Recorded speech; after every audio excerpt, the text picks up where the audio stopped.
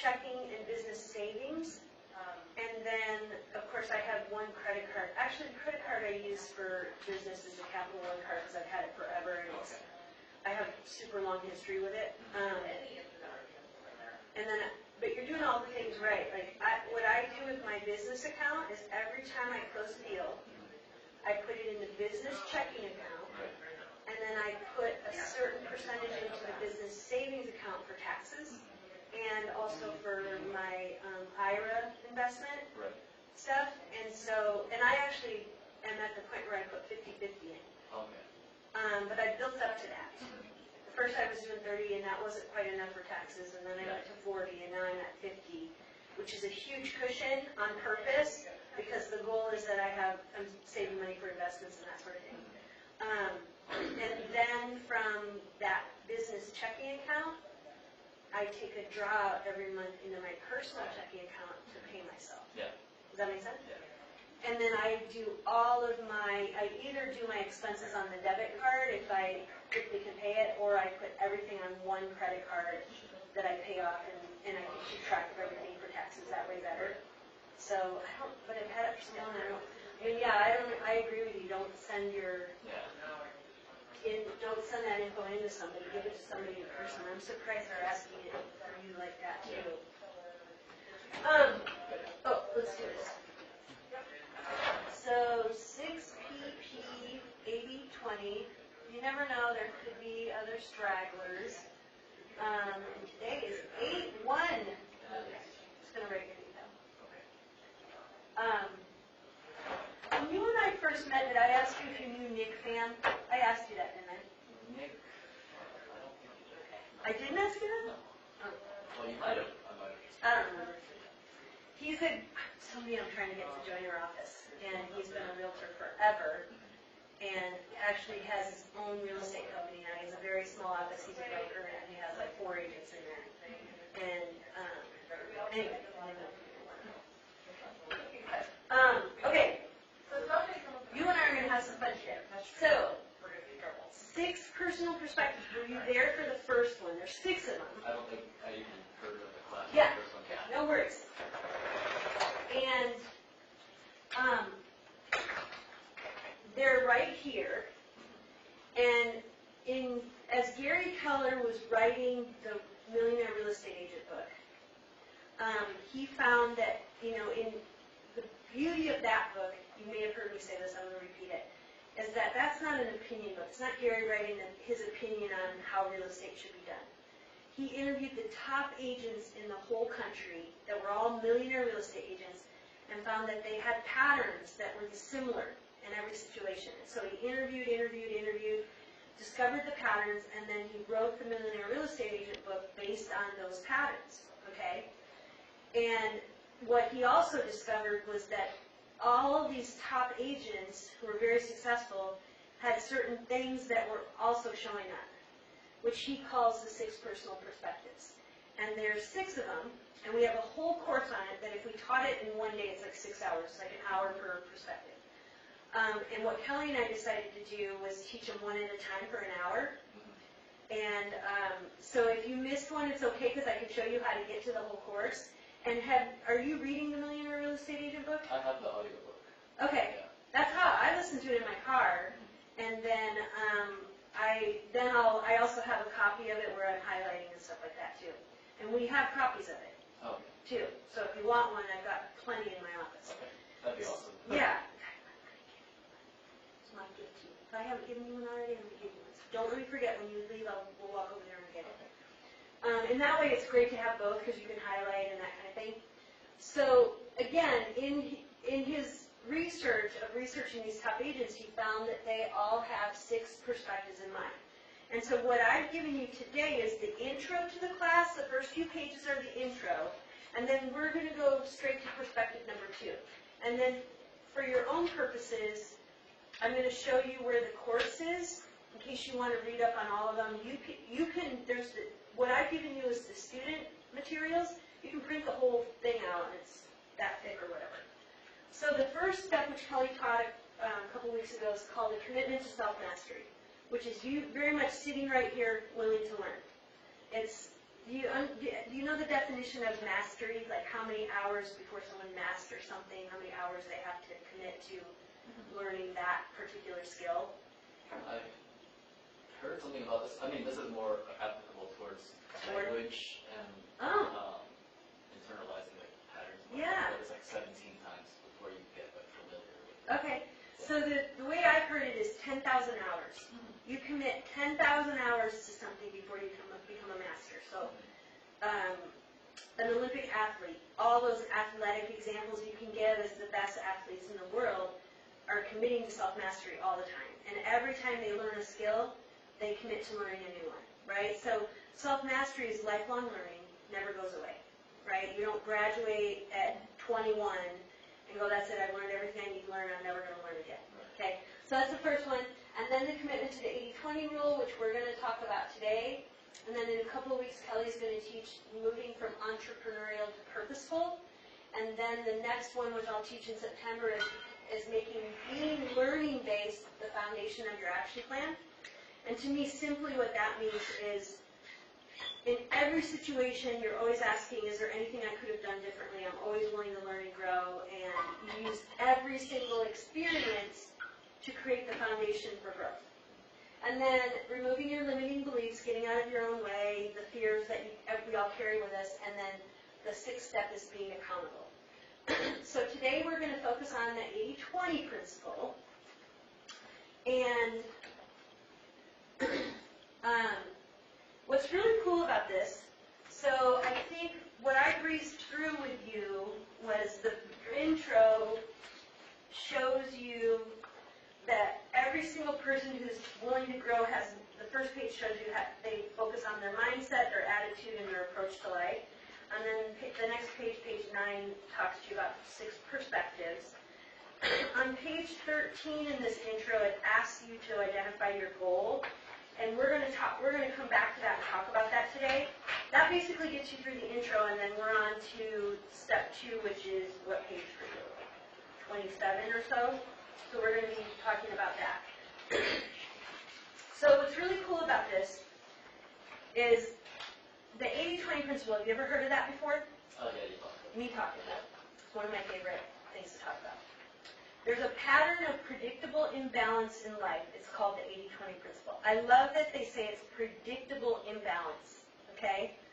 So I'm going to read to you the history behind this. In the 1940s, quality control manager Dr. Joseph M. Juran documented a life-changing universal principle that he called the vital few and trivial many. The idea was that a relatively small percentage of your efforts lead to the vast majority of your results. He attributed some of his findings to the statistical work of the Italian economist Vilfredo Pareto, who had observed that 80% of the wealth in his country was owned by 20% of the population. A state would have it that broadly embraced principle came to be known not as Juran's law, but as Pareto's principle. These days we simply call it the 80-20 principle, or I call it the 80-20 rule. The idea that 20% of your actions leads to 80% of your results may be one of the most powerful principles you can apply to your life. It's about getting the most from your time and effort. It's about maximizing your results. It's about having focus. Focus is the key to great success, more than effort, experience, or even natural ability. Look at the highest achievers in any field and you'll discover that they have powerful focus. Just as importantly, you'll learn that they focus on the right things, the handful of truly important issues that make the biggest difference. Okay? So the way I always break it down when I'm thinking of it in terms of real estate is 20% of the agents out there are earning 80% of the income.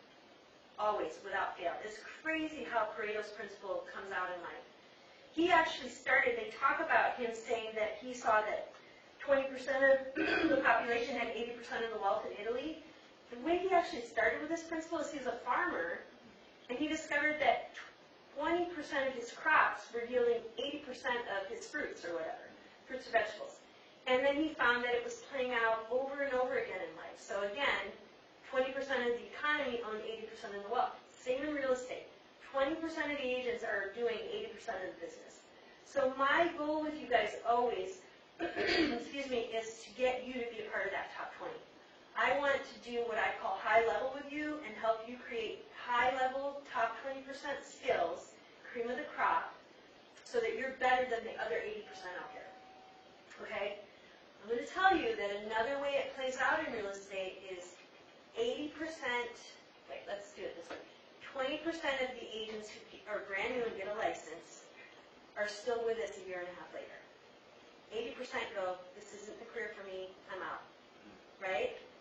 So that's a bigger, maybe for where you're at right now, a bigger, more powerful, I don't want to say scary, statistic that in a year and a half, 80% of people who get a real estate license exit the business and decide it's not the career for them. Right? It's not for everybody. It's super easy to get here. You only have 3 classes you have to take. It's not like med school, where you've got 12 years of med school and hundreds of thousands of dollars invested. You had to invest less than $1,000, take 3 classes, and here you are. And it's like, okay, now what? Whereas with a medical career, you're invested for years and you know you're moving forward and you paid so much money and you're likely not getting out. I'm sure they have a small percentage of people who quit at some point, but for the most part, people stick with it, right? So what happens in real estate is we get people who enter because it's not that hard to get in, and then really start to learn everything and realize, whoa, lead gen is harder than I thought it was going to be, putting myself out there is harder than I thought it would be, rejection is harder than I thought it would be, which is part of the limiting beliefs part. And so after about a year and a half, we have 20% left. And those are the ones who are going to make it. Does that make sense? Okay, so another example I like to give is, you're doing open houses already? Yeah. I want you to do them so well that you're part of the top 20% of agents who are getting really good results from them, instead of the 80% who are doing kind of a half-assed job. Excuse me. Oh, I'm being recorded. My apologies. A not so good job, right? Does that make sense? I want your skills that good. Okay? So that's what we're going to talk about today. So okay, you had that story there. So I think the next part is here's what I highlighted on my instructor notes. The principle isn't intuitive. We feel like the more we do, the greater the result we should see. There's a difference, though, in being busy and being productive, right? They're not the same thing. So this person on this video is going to talk about how he figured that part out.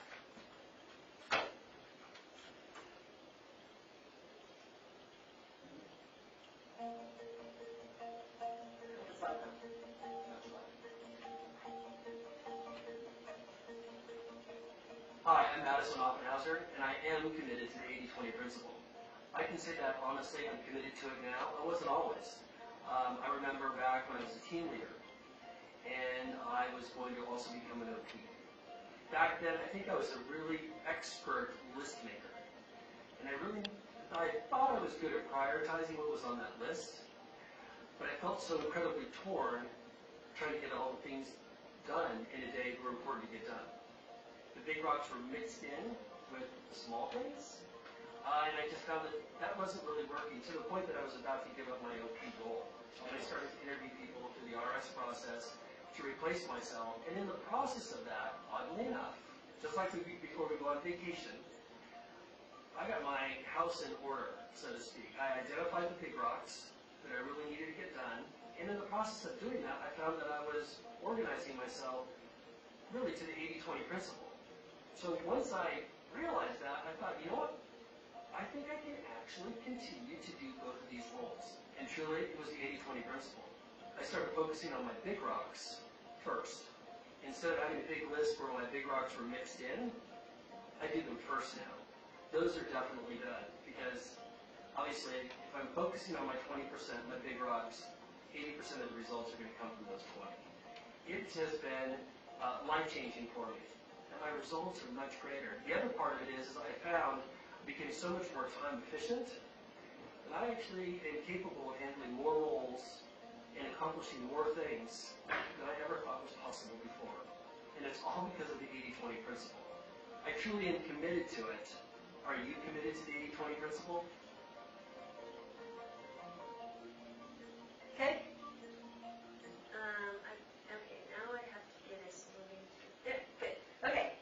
So before we go into the big rocks part, which I think is your next story there, there's one other little blurb I'm going to read that I don't think, well, do you have the thing that says Gina Ront? The bold one? Yeah.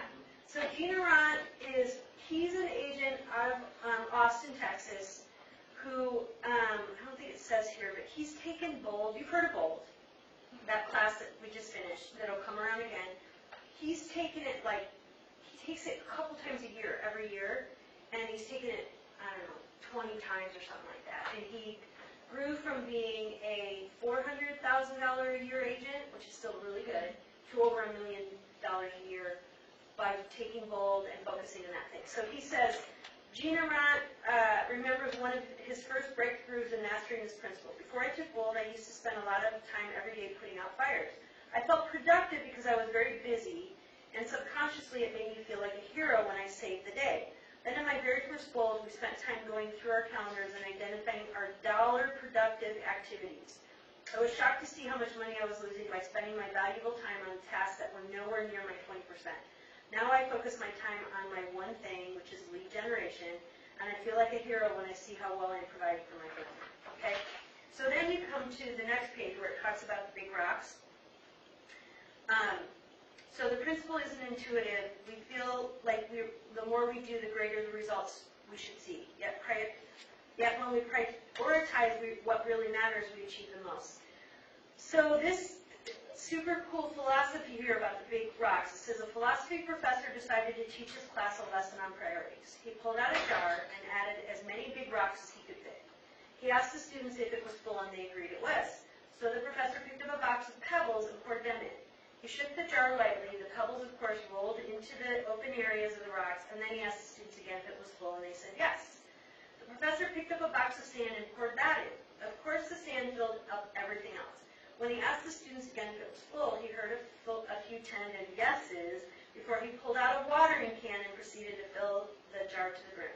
He looked out at the expectant faces. We can all finally agree that the jar is full, right? Students nodded, wondering where he was going. He pulled out another empty jar, identical to the first one, more big rocks, more small rocks, more pebbles, more sand, more water. In reverse order, starting with the water, he asked if he filled the jar with those things, would there be room for any of the other things? And all the students said no. So, right, if you fill it with water first, it's going to spill over. When he got to the big rocks, he explained the big rocks must go in first. The jar is symbolic of your life. Everything here represents a priority in your life. The big rocks represent the highest priorities in your life, your list of essential non-negotiables. The others represent smaller and less important priorities in your life. If you spend all of your life chasing trivial things that don't matter, you'll never achieve your highest priorities. Okay? So that's where we start talking about 20% of your effort goes to 80% of your results. Okay? So what we're going to do now, you and I get to have some fun. We're going to start talking about what those big rocks would be. So when you're thinking about your real estate career, what do you think the biggest rocks are? Lead generation, for sure. Okay. So number one, I'm going to tell you that there are 5. Okay. And you're going to hear this thing over and over again. So one is lead generation. Absolutely. You're right. It's the first one. Because what's the point?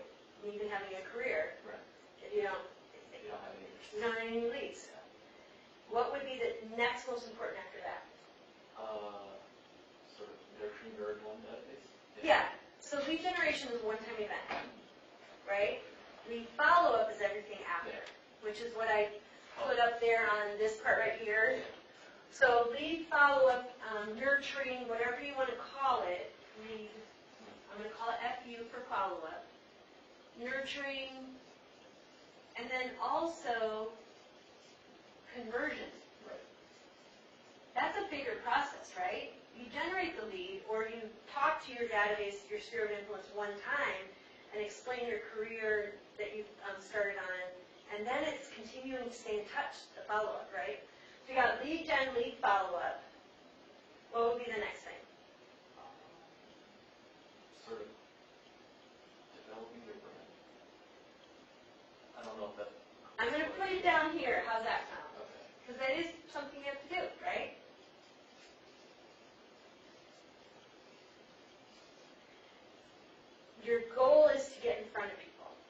right? Get in front of them, and what kind of people are you trying to get in front of? There's two kinds of people you're trying to get in front of in real estate. Well, okay, two and a half. 2.5, yeah, I have no idea. Buyers and sellers, Okay. third one investors, which Oh, okay. investors are buyers and sellers. Okay. So your goal is to set appointments, right? Right. Okay.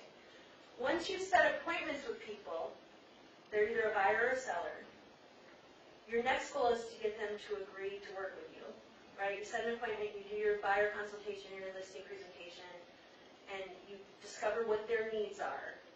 And then your goal is to convert them into business. And then eventually your goal is to write contracts that are actually going to lead to a paycheck, right? So then the last part, the last one is skill development.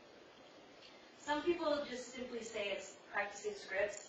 I think that's part of it. I think there's more to it than that. Scripts are definitely a part of that. Developing your brand, making sure your buyer consultation is ready to go, your listing presentation is ready to go, practicing those things. I talk about this all the time, practice writing your contracts so that when you're actually writing a real one, you know what to do. It's a lot of practice, right? So those are the 5 big rocks. Does that make sense that those would be the 5 big ones? Yeah. Can you think of anything else? This was a little bit more all-inclusive. Yeah. Okay? Skill practice. Right. Those are the 5 big rocks that we identified. And of course, as you think about your life, you're also going to identify stuff for your personal life. You know, we're not just all encompassed in work. We have personal life and we have financial goals too. Like we were just talking about your accounts and stuff. You have different goals in that way too. This part is just talking about real estate. Does that make sense? Yeah. Okay. So the goal then is what they talk about next is the secret to this is to create, remember we're focusing on 20%, focusing on 20% and stuff like developing your brand. Gosh, let's talk about other things that you're doing. What are the things you're focusing on right now? Absolutely lead generation. For sure. Lead gen. Building my database. And you're doing a lot of skill development. I always say in your first year there's 2 L's. There's lead gen and learning. Right? Really lead gen and lead follow-up. So you're developing your brand, you're learning inventory, right? You're learning what is out there and what everything costs. You're creating all of your materials, which is partly brand development. There's a lot of things you're doing to get started and feel like you're professionally ready to go, right? So there's a lot of those things that are probably more of a pebble than a big rock. Because let's put it this way. Let's say someone calls you today and they're ready to go purchase a home. That's what you're going to focus on. You're not going to focus on those other little things, right? Okay. So the goal is to create from a to-do list, like in the video he said he was a master at creating to-do lists. The to-do list is not, it keeps you busy. It's not necessarily what we call a success list. So the goal is to take your to-do list and make it a success list. Like pick the most important things every day. Does that make sense? So I like to look at the idea of a marathon runner. When someone decides to train for a marathon, how do they train? How did they start off doing distance training? Yeah. Going farther and farther. Chunk it down. Yeah. You go from 3 miles to 6 miles to 9 miles, whatever it is, they chunk it down. You might not believe me when I say this. I was an avid mountain biker for many, many years, and I had the mentality of 1 pebble at a time. When I was climbing a hill, I looked for the next pebble. And I would focus on that pebble and get there, and then I'd look for the next pebble. Yeah. I'm off-roading. So that was it, chunk it down, 1 pebble at a time was kind of my mentality. Okay, what's going to get me to the next step? Does that make sense? All right, so the idea is I'm on page 31. At least that's my page. Where are you at with your page? You saw on that list where it says to-do list and then success list. So then the next page is identify your 20%. You go smaller by finding the vital few of the vital few, okay? So you're not making a to-do list, you're making a success list. Does that make sense? All right. And then if you look at that marathon runner part down there, it shows how the marathon runner is training and chunking it down for that marathon. You know, there's no way you can start training for a marathon and think you're going to start with 26 miles. You're going to start with 3 and then 6, depending on where you're at, right? And you build up to it. So what we're going to do next is we're going to go to page 33, and that's where I said back on page 13, which is the front of it, was to identify your goal. What I want you to do is I want you to write down your goal, they say from page 13, and to me that's your, what is your 1-year goal for your first year? And typically that's either a money goal or a units goal, okay? And then from there, write down a to-do list, and spend a few minutes doing that, and then we're going to talk about that, okay? I have to use the restroom, so I'm going to go do that really quick, and I'll be back.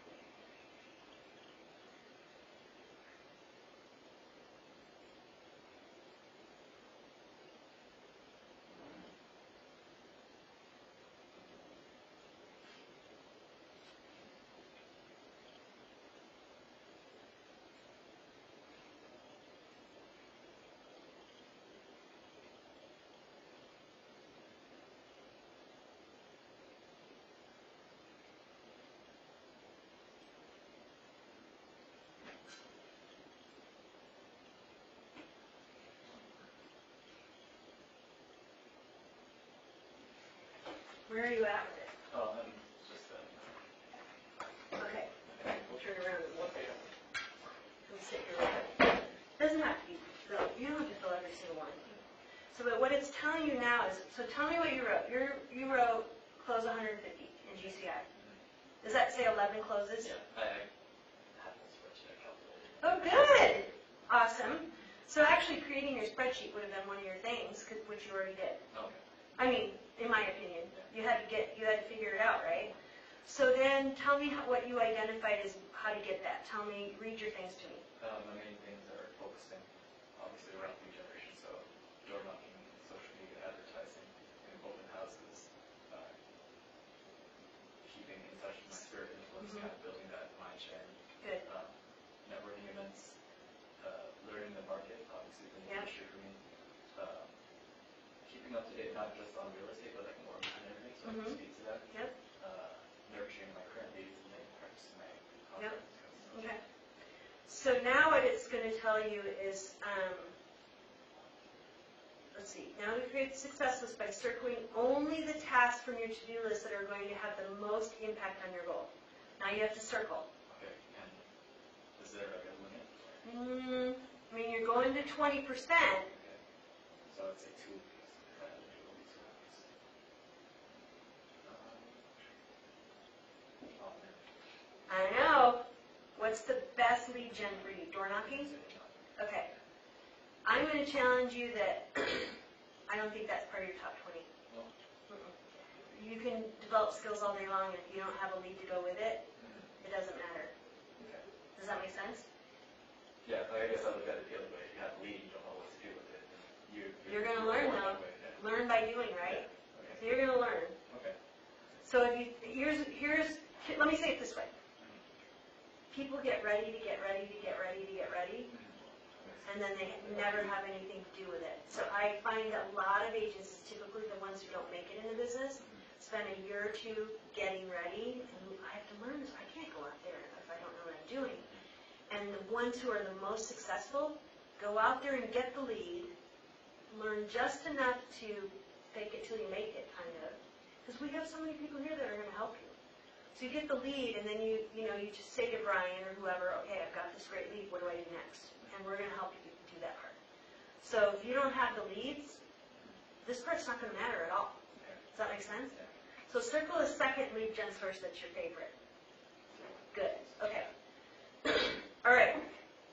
What's the one thing I can do such that by doing it, everything else is easier or unnecessary? That's the question in the One Thing book. We're going to do a book club on that this fall. So now it's going to say your success list is your 20%. Everything on it is driving you to your goals, but you can identify the one thing that will have the most impact. Which one is it?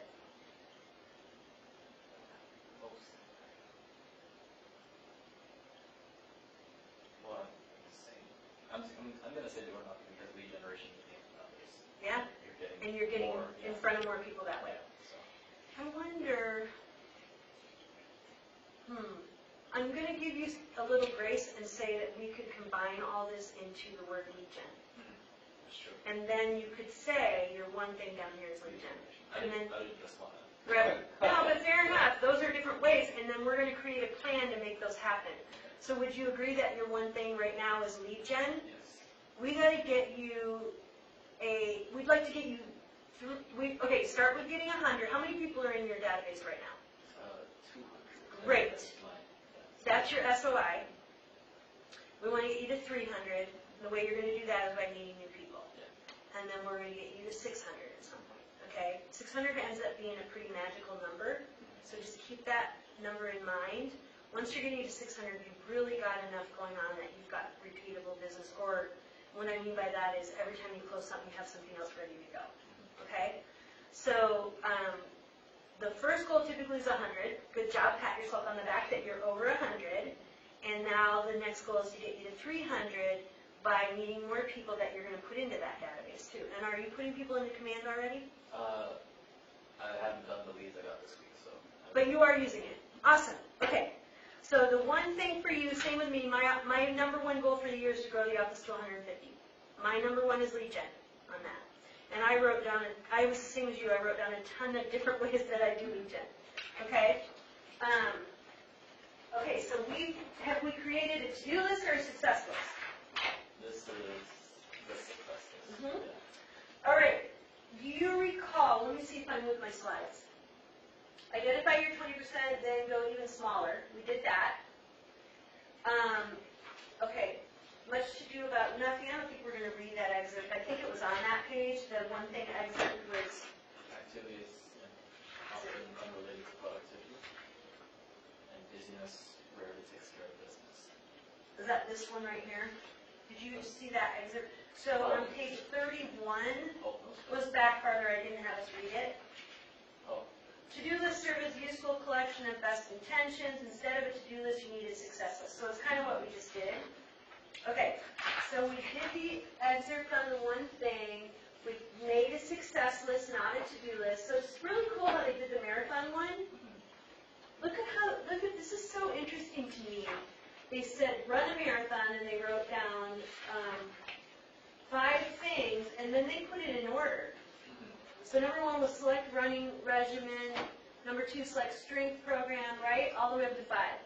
And then from there, they identified, okay, of those 5, select the running regimen as the number 1, and then created 5 things there, of which number 1 was time block training schedule, right? And then so here it goes time block training schedule, and the person picked 5 things, of which coordinate with an experienced running partner or coach was what they decided was number 1. So they chunked it down into the number 1 thing to get them going to all the other goals was to coordinate with an experienced running partner or coach. Isn't that crazy how they did that? yeah. So if we did the same thing with your list, we chunked it all the way down to lead gen at the end. Same thing with my list too. Okay. All right, so we wrote your goal, we did your success list, we're all the way through that. Now we're going to talk about putting this into a plan that gives you a weekly focus, basically. Have you heard us talk about 411s? I've heard you talk about it, but not. We haven't done one yet together. Okay. Actually, let me give you a couple. They're front and back, just so that way you can scribble on it and you can refine it. So one of the tools we use with Keller Williams is a planning tool called a 411, because it has a catchy phrase like what's the 411. It's actually backwards though. It's 114. What's your one goal for the year, which then you divide into one goal for the month, which then you divide into 4 weeks. So 4 weeks, 1 month, 1 year. Okay? So you already know your goal for the year.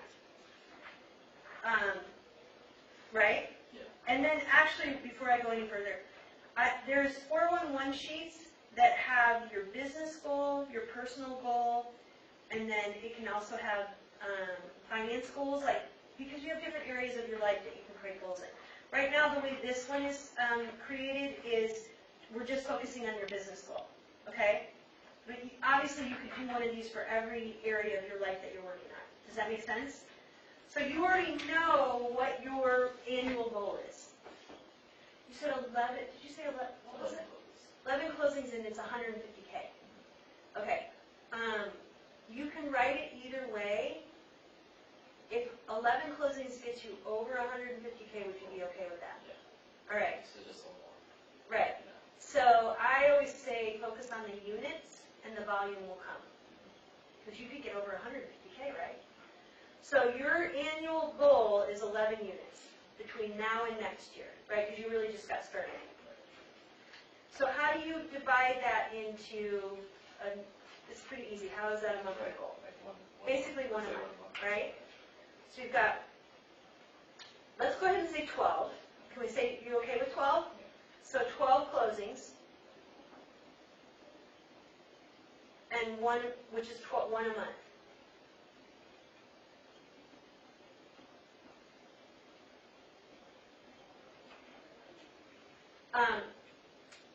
And we want to get you closing as soon as possible. How many buyers and sellers are you working with right now? The open house one that I was working at, I think I ended up working with a different agent. Okay. In Cerro, so. Okay. Yeah. How do you suppose that happened? I think they were already working with someone else, and it was just me kind of, obviously putting myself out there. Yeah. Give them my value and if they choose to. Yeah, okay. Anybody from your sphere of influence that's talked about buying or selling at this point? My cousin is looking at a condo probably like 6 months to 12 a year down the line, so Okay. that's not right now.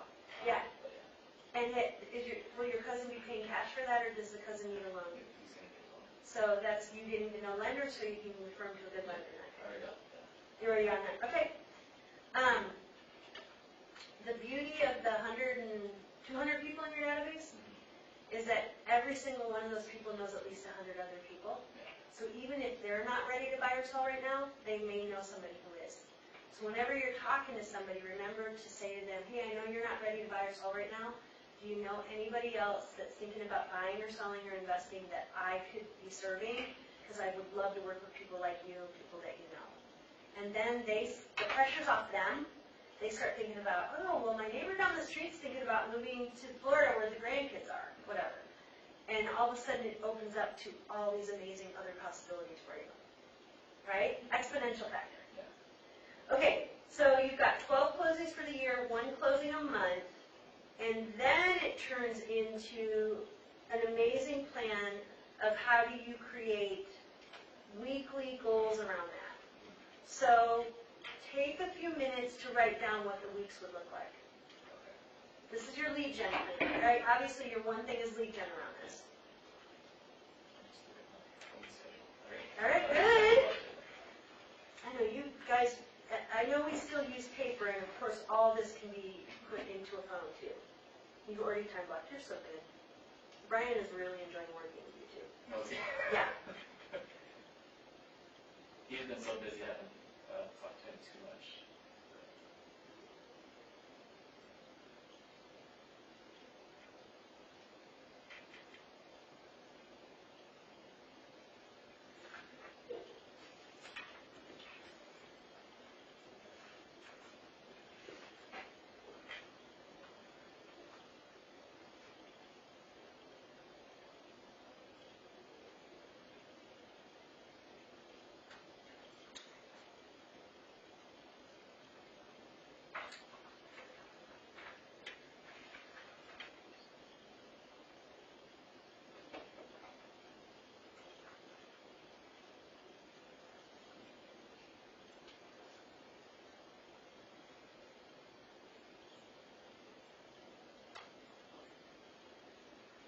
Is every week going to look the same?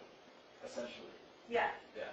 It could be that one week you full on focus on open houses, and the next week you full on focus on door knocking. I mean, there can be that shift, or that if you're doing both in the same week, that's okay too. I'm gonna say at least 1 open house a week, Okay. because I do Saturday and Sunday, so it's just, say Have 4 you days. considered doing open houses during the week? I haven't seen a lot during the week. Maybe that's why you should do them. So it's better timing is like 3 to 6 or 4 to 7 kind of thing, where people are getting off work Yeah. and might stop by. You can do an open house every day of the week if you want. Yeah. One of my, I don't know if you've heard me tell the story, one of my favorite stories to tell is an agent in Santa Cruz who's one of the top agents in Santa Cruz. And of course, she started new just like everybody else. She invested in a bunch of real estate signs with her name on them, and she would do an open house every day of the week. And she would set up shop there, she'd put a ton of signs out, and she would greet people if they came in, and she would get work done while she was there. So she would make calls to her database while she was there, that kind of thing, and just set up shop and get work done. She would try to pick a house that was vacant, because then you don't have to get permission from the sellers to be there every day of the week. If not, she would ask permission to do an open house while the sellers were at work, right? And what happened very quickly was people would say to her, oh my gosh, I see your signs everywhere. You must be doing really well, because they got used to seeing her signs every day of the week. All of a sudden this momentum picks up, and she's still, to this day, one of the top agents in Santa Cruz. Started by investing in some real estate signs and putting them out there every day of the week. Pretty cool, huh? Yeah.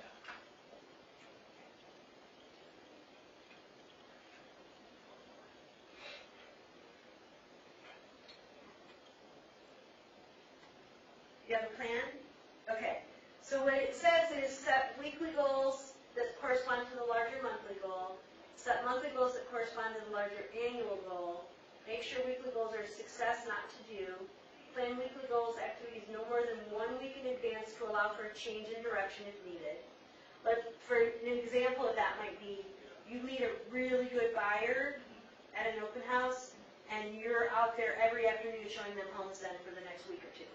So you're gonna change your don't call it a to-do list, your 411 plan to add in time to be showing homes, right? Should that replace your lead gen time? No. No. So in the morning, get the lead gen done, in the afternoon, go show homes, Yeah, something that's like that. my template. Set annual goals that can realistically be accomplished in a 12-month time period. Absolutely, yours is realistic. Supposed to push you a little, and I think would you agree you're getting pushed right now? It's a brand new career, right? Yeah. Okay. Now, if you told me 50 closings in the first year, realistic? No. Okay. Maybe it could happen, let's just do it one chunk at a time, right? Avoid revising goals set in prior weeks or months to reflect new goals or missed goals. An example of that is you get 3 months from here and you have not had a closing yet. I know, I'm sorry to say that, but I want you to have closings by then. Let's just say 3 months from now you haven't had a closing. They don't want you to change your goal of 11 or more. We want you to keep that goal in mind. You're building momentum right now. The next 3 months you could have 2 closings a month and you're right back on track again. So you never reset the goal. You only change your practices on how you're going to reach the goal. Does that make sense? Okay, if you go to the next page, it has a Mega Agents 411, and I like to use the term, it's on page 37.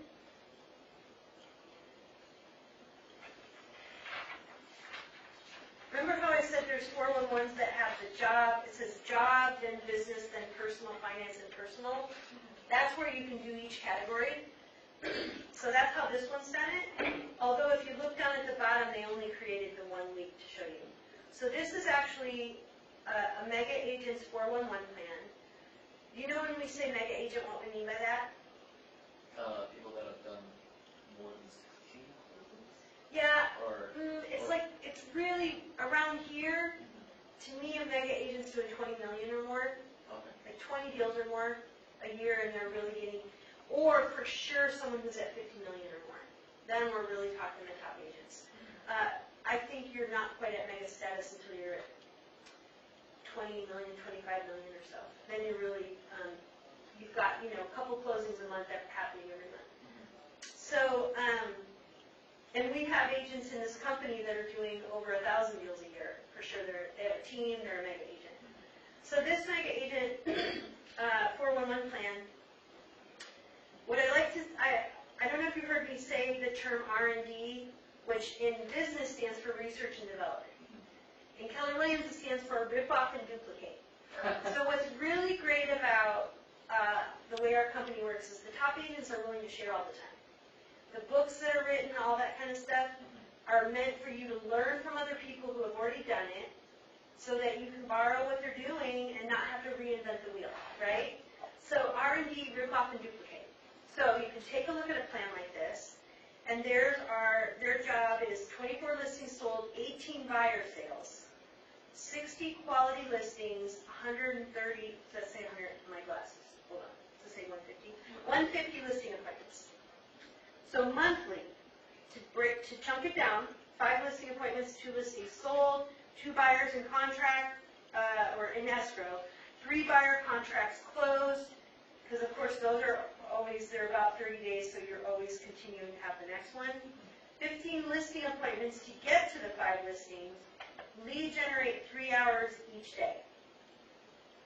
And then it breaks it down into the week for job, attend 5 listing appointments every week, close 1 buyer contract every week, lead generate 3 hours a day.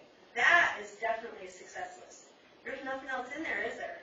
Those 3 things happen every day, and then they fill in. If you did 5 listing appointments in a week, you close 1 buyer contract a week, and you lead generate 3 hours a day, does that leave time left over to get some other rocks done? Like if you're doing your lead gen in the morning, 1 buyer closing is like 1 or 2 hours and that's done. And then 5 listing appointments a week would be like 1 hour a day or 1.5 hours a day. It still leaves plenty of time left over to learn and get other stuff done. Does that make sense? Yeah. And then, of course, they have their business goals in there, their personal, financial, and then the personal goals too. Okay? So when we already skipped ahead and we already started to create your 411 plan. So what is I already know what your year goal is and your monthly goal is. What does a weekly goal look like for you? I try to go for, I'm doing 2 hours a day. Great. 5 days a week, so Okay. I'd say 10 hours. All right, so door knock, DK, 2 hours a day. So it's 10 hours. Yeah. And I try to 2 leads out of the week. Okay. 2 leads per day or per week? How many doors is that typically for 2 hours? Today I think I did around, it depends on I had a whole map drawn out, but it was more around 40, 50. Okay, that Yeah. sounds about right. Yeah. 20 an hour. Yeah. And then how many conversations are you having out of the 20 an hour? Because Probably, they don't all answer the door, right? they don't all they're not all receptive to, you trying to give your spiel, so I'd say probably 5 out of those 20. Oh, that's good. Yeah, 4 out of the 20. Okay. 4 or 5 out of the 20. Yeah. And you're actually having a good conversation with, or at least some sort of conversation. Yeah. And then are you Something doing a past leave that. behind? You're giving them something? I'm doing similar to what I saw Brian do, market data thing. Yeah. Great. Okay. And yeah, then I know we have our vendor list for contractors, so try Yeah. to give some other kind of value to it. Okay. So when you're tracking what you're doing, you're tracking how many doors you're knocking, and then actually how many people are you actually talking to. It's like when we talk about the tracking when we do Massive Action Day, Right. we track how many doors we knock or how many calls, and then how many people we actually talk to, right? Because that helps you know how your time's being spent and what your conversion rates are. I should do that. I had to think about it, so I should tally how Yeah. many and all that. And then one more question for you in terms of keeping track. Is it a certain neighborhood that you picked that's your farm area? Yesterday I spent the day planning out all of my routes that I'm doing every other month, and Great. my areas that I want to branch out to every 3 months. Okay, you kind of learned that from Brian a little bit too, or? Yeah. Okay, yeah, okay. So would you agree with this idea?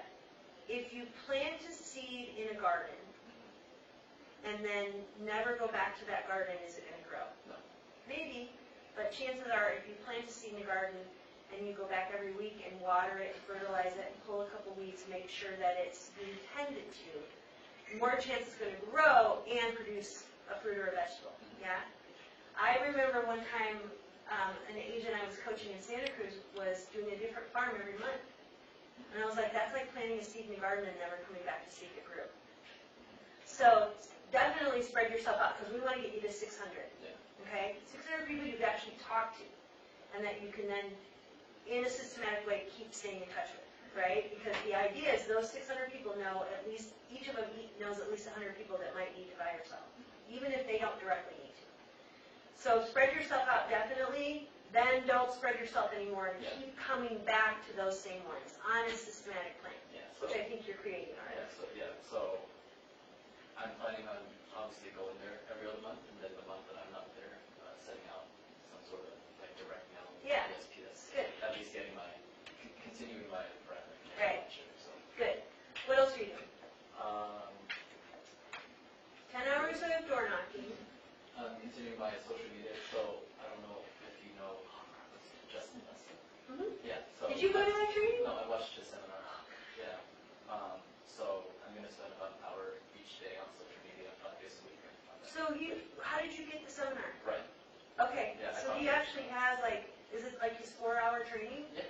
Awesome. Yeah, I have the PowerPoint and his whole webinar. Yeah, he did send it to everybody afterwards, so great. Okay. So I watched that. That's where I got the idea. Yeah. You build your Facebook is such a data mine, and Yeah. you don't really utilize it for fear of privacy, but you can control that. So, Yeah. um, Okay, so you're doing that. What else? I'm going to say one open house for more each week. Okay. To me, I know this says plan only a week ahead. Yeah. With open houses, I always plan the month. because then I know, okay, this weekend I'm taking it off. You gotta give yourself some time off. So I would plan my month ahead. Right. You can give yourself a Wednesday off. It doesn't have to be a weekend, because we work a lot on the weekends, right? Or as you get busier with buyers, you're gonna be spending time with them on the weekends, showing property. So could you spend time on a Saturday with buyers and on a Sunday doing an open house? So for me, open houses, I would plan the whole month out. I only said one or more because I do two, Saturday and Sunday, Good, so 2 weekends. So Okay. 2 weekends I'm off. Great. So that's- so that was your 1 week goal. Yeah. Any other things on there? I was planning on doing 2 hours of at least scripting, skills practice, and Yeah. contracts. So Which you I have print out- time for. Yeah, I print out things on the MLS and just Okay, do. I did the templates on zip form, so it made it really easy. good, yeah. You did that all by yourself. You're so good. Oh. You get it way ahead of us. What was I watching you do the other day, and I was like, you're doing that all by yourself, and we're not even having to show you how to do it. Okay, Oh, the printer? yeah, Yeah. that's the drivers. Yeah. The zip form templates, I have a cheat sheet on that I can send to you just to make sure you've got it the way I recommend. Is that okay? I'll send it to you. Sure. I have Ryan go over it too, so, He probably has my cheat sheet. yeah. So you feeling pretty good about it? Oh, yeah. I'll send it to you, and if there's anything you missed, you can take a look at it. Yeah, Okay? it's now more of just learning the contract and Mhm. like Practicing. general amounts for each chart. Yeah. Well, what you find though is that you've written your big rocks there, and it gives you time left over to do the learning too, right? There's time left over. Okay. This is only a 30-hour work week. Right. Okay, that moves us into the next part. Let me see where we're at on the slide. So we looked at this, you did your own. Time blocking is our next part. People think there's never enough time to be successful, but there is when you time block. I like to look at that as vacation mode. When you plan a vacation, are you the most productive you've ever been a couple of days before vacation? When I plan a vacation, Like when you know let's say you're going to Hawaii. I am going to Hawaii. When are you going? September. What day? The 17th through the 27th. Okay. The 14th, 15th, and 16th, will you be the most productive you've ever been getting ready for that trip? I don't really get any pressure, no. Ah! I can't say that because I'm more of the, let's walk around and see if there's a good restaurant. Like I don't time block every single part. What I mean is you're preparing to leave. Oh, so yes. You get everything done here you need to Making get sure. done to make sure you're ready to go on the trip, Yeah, right? take care of your hair. My daughter, my 19-year-old is going to Spain on Monday. So these days right now, she's getting everything prepared to make sure, like currency stuff, making sure her phone's on an international plan, all those things you get done so that you can go be on vacation, right? I know for me, because I have dogs at home and stuff, it's like, okay, making sure we've got the dog all set up, we're not taking them with us, the house is clean and ready to go, garbage, all that kind of Think stuff, of right? all kinds of possibilities. Yeah. So I always look at it as people think there's never enough time to be successful, but there is when you time block. And when we go on vacation, we want to be able to enjoy it. So we want to get all that stuff out of our mind and get it done before we go, right? That's why I always say vacation mode. Pretend you're planning a vacation once a month and you have all this stuff to get done so you can go on vacation for a long weekend or a whole week, right? Okay, so 4 keys to successful time blocking. Be consistent enough to set the habit. Be thoughtful and purposeful about the items you list on your calendar. Always time block for the 20% that ensures your success and success of your business. And most importantly, if you erase, you must replace. So a client calls you and they want to take a look at a house. And the only time they can go is on Tuesday morning from 9 to 11, which is when you usually are doing your lead gen, your door knocking. Okay, you got to go show that home, so what do you do with that door knocking time? Do what's there. You replace it. You put it somewhere else, right? So if you erase, you have to replace the big rocks. Does that make sense? And then the bold law that's on the poster over here that goes with it is it's not on your schedule, it doesn't exist. Because if we don't put it on the schedule, we forget to do it, right? So you're on this page, it goes through what a typical day would look like. So what I want you to do, I think you're already, I just so appreciate, you are one of these. You're one of these and you're one of these for